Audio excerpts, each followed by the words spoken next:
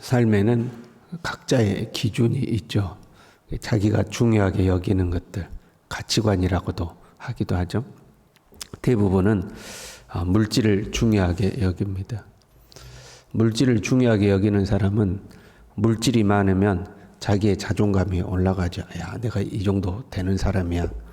그러나 물질이 적어지면 자존감이 이제 낮아지는 거죠. 학력을 중요하게 여기는 사람들도 있습니다. 내가 이런 대학교 나왔어. 나는 이런 대학교 출신이야. 하고 학력을 중요하게 여기는 사람도 있죠. 이 목회자의 세계에서도 학력을 굉장히 중요하게 여깁니다. 대학교를 어디에서 나왔고, 대학원을 신학대학원을 어디에서 나왔고, 그 다음에 박사 학위가 있는가 없는가 이런 거 있잖아요. 중요하게 여깁니다. 목회자들 간에 중요하게 여기는 것도 있지만 사실은 교회에서 그것들을 중요하게 여깁니다. 어떤 교회에서 새로운 목사님을 청빙할 때에 그런 걸 보잖아요. 어디서 공부했다? 뭐 박사 학위가 있다 없다. 그러면 더 올등해지려면 국내에서 가지고는 안 되니까 또 밖에 나가서 해외에서 공부를 하고 와야 되는 거죠. 그럼 여러분 생각해 봐요. 부교육자들이 부교육자 그 생활비 받아가지고 생활하면서 더 공부도 해야 돼.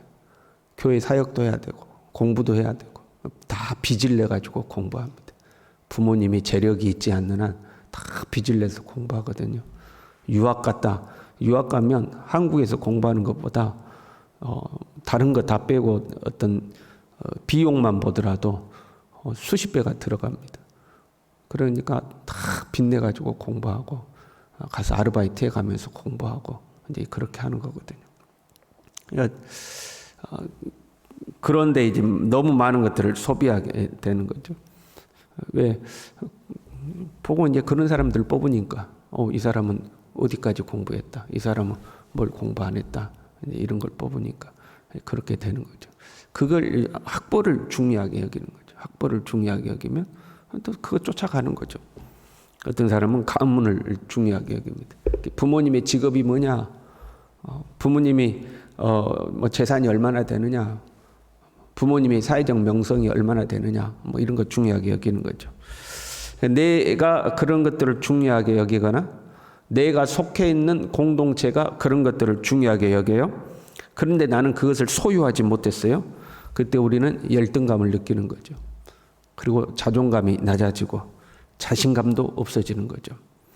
이것은 미래에 대한 희망에까지 연결돼서 나는 안 돼. 나는 흙수저야.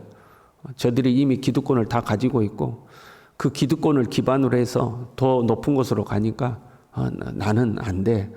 현재 내 형편으로는 저곳에 올라갈 수가 없어 하고 스스로가 이제 자신감이 없어지는 거죠. 그런데 여러분 생각해 봐요. 세상에서 성공하는 사람들이 꼭 학력이 높은 사람들이 성공했던 건 아니에요.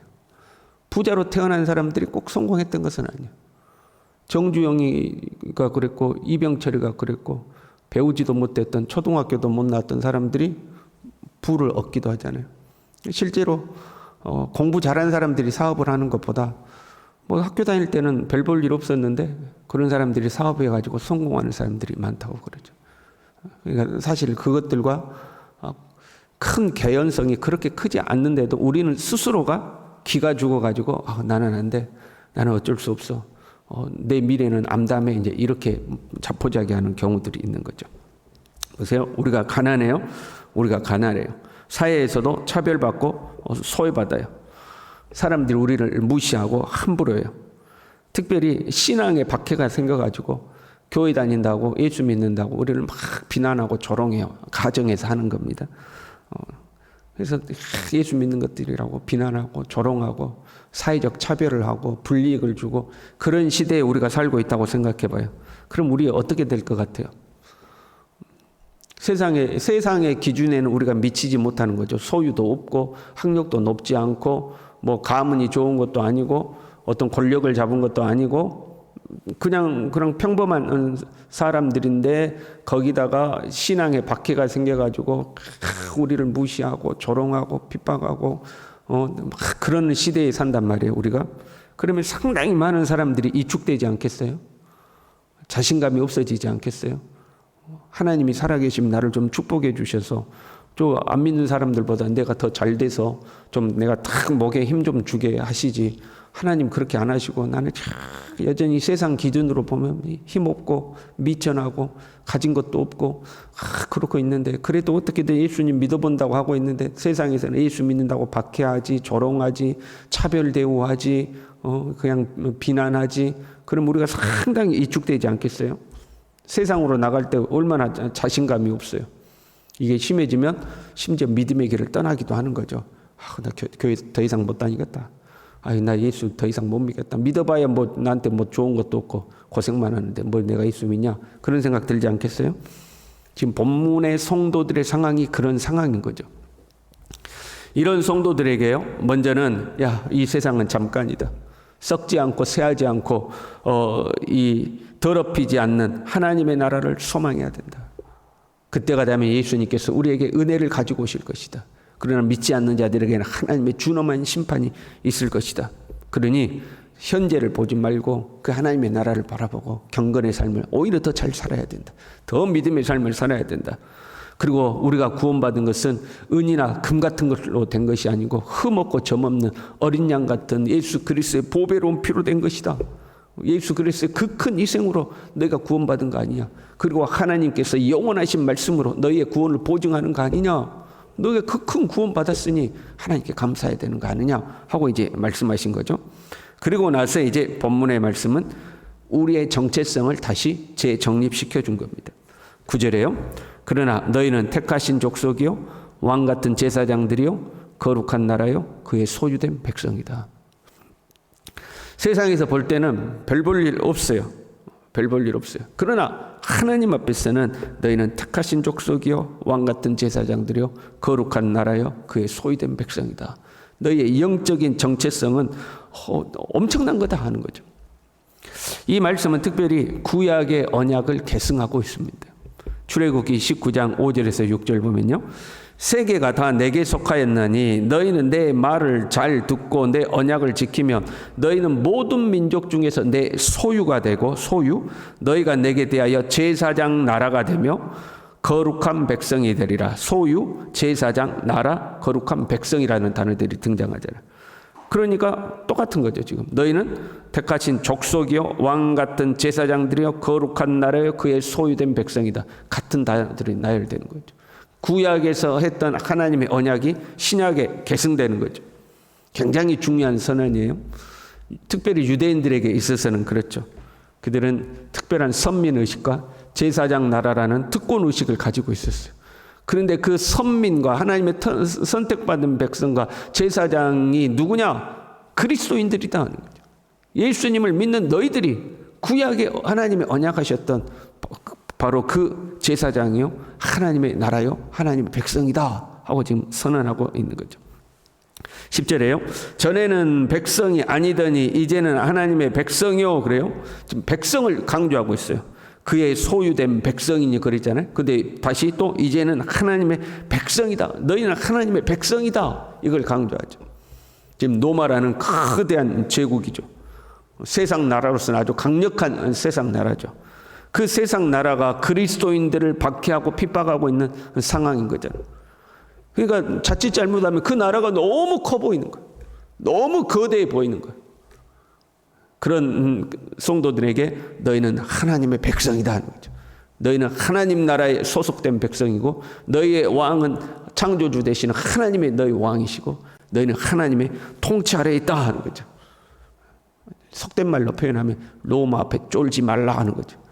로마 앞에 쫄지 마라. 너희는 하나님의 백성이다 하는 거죠. 이 정체성이 분명해야 되는 거죠.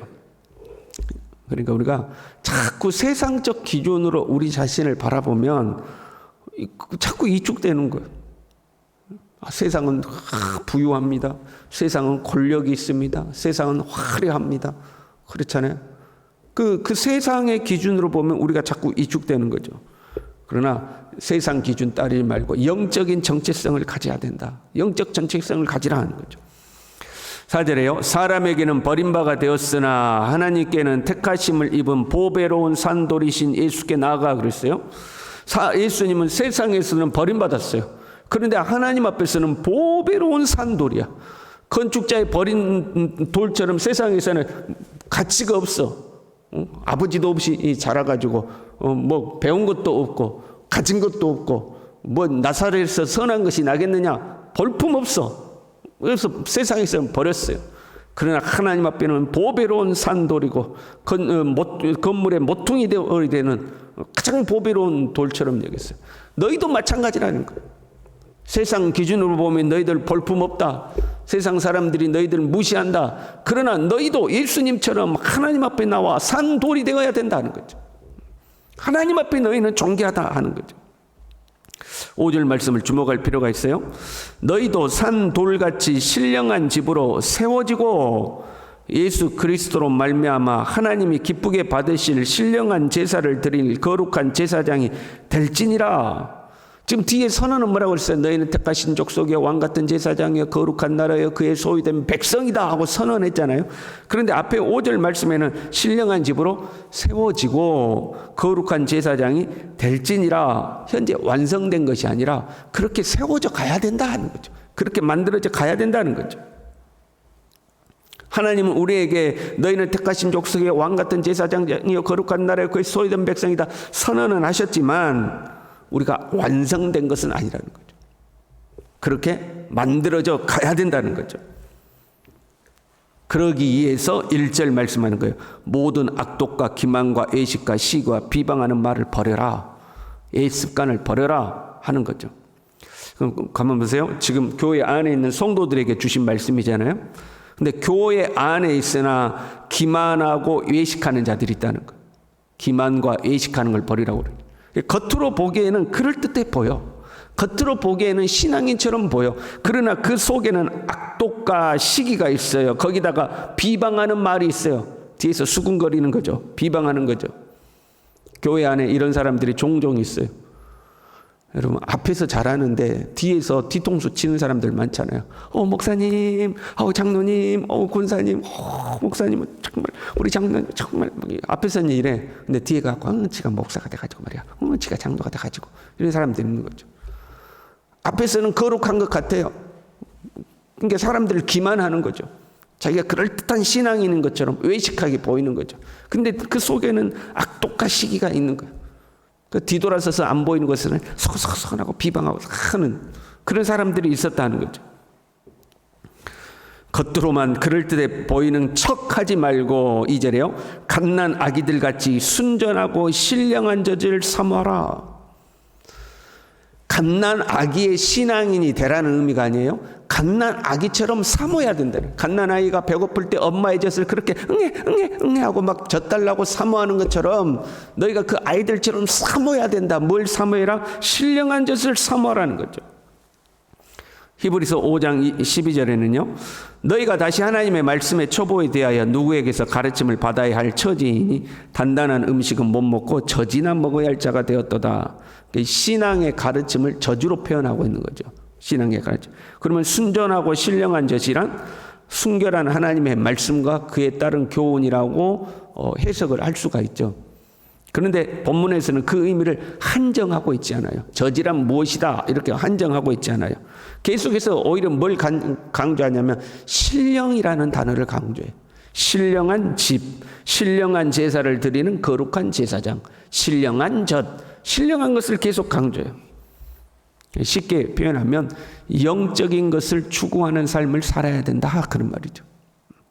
눈에 보이는 세상 쫓지 말고 영적인 것, 하나님의 나라, 경건한 삶, 천국을 소망하는 삶 이런 것들을 내 삶의 기준으로 삼고 그것들을 쫓아가야 된다는 거예요. 그래야 우리는 하나님 앞에 신령한 집으로 세워지고 거룩한 제사장으로 세워진다는 거죠. 세상 기준 쫓아가면 안 되는 거예요. 어린아이처럼 하나님 앞에 영적인 것을 사모하고 하나님의 은혜를 사모하고 하나님의 생명을 사모하고 하나님 말씀을 사모하고 내가 하나님의 사람으로 살아가기를 그렇게 사모하고 거기에 우리의 가치관과 정체성을 두고 그렇게 살아갈 때에 우리가 하나님의 택하신 족속의 왕같은 제사장으로 세워져 간다 하는 거죠. 저와 여러분이 그렇게 살아갈 수 있기를 바랍니다. 기도하겠습니다. 하나님 아버지, 이 세상이나 세상에 있는 것들 사랑하거나 본받지 말고 영원한 하나님의 나라, 쇠하지 않고 더럽혀지지 않는 영원한 하나님의 나라를 바라보고 이 땅을 살아가는 동안 주님을 사모하고 주님을 닮아가기를 소망하고 신령한 삶을 살아가기를 소망해서 주님 앞에 거룩한 산돌로 세워지고 신령한 집으로 세워지고 거룩한 제사장으로 세워지는 우리 모두가 될 수 있도록 하나님 우리를 붙들어 주시옵소서. 예수님의 이름으로 기도 올리옵나이다. 아멘.